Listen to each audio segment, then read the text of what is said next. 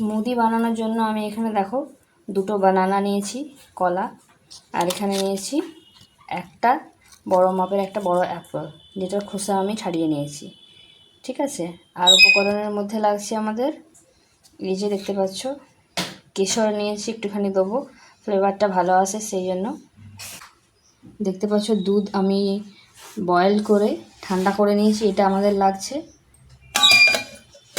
এখানে বাদাম, 3 প্রকারের বাদাম আছে, যেটাকে আমি ডাস্ট করে নিয়েছি, ওটা আমি 2 চামচ মতো দেবো ওর সাথে ফ্লেভারটা ভালো আসার জন্য।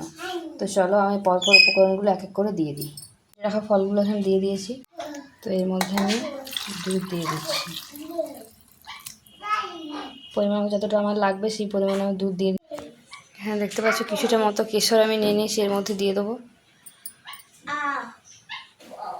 আচ্ছা, 2 স্পুন মতো বাদামের গুঁড়ো আমি দিয়ে দিচ্ছি, একটু ভালো করে একটু ঘেটে নিচ্ছি। এখানে মিষ্টির জন্য আমি দিয়ে দিচ্ছি মিশ্রি, ছেলেকে খাওয়াবো সেই জন্য।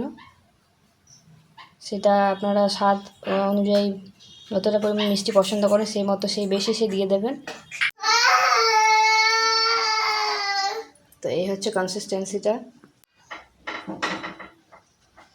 দেখতে পাচ্ছ স্মুদিটা কেমন হয়েছে।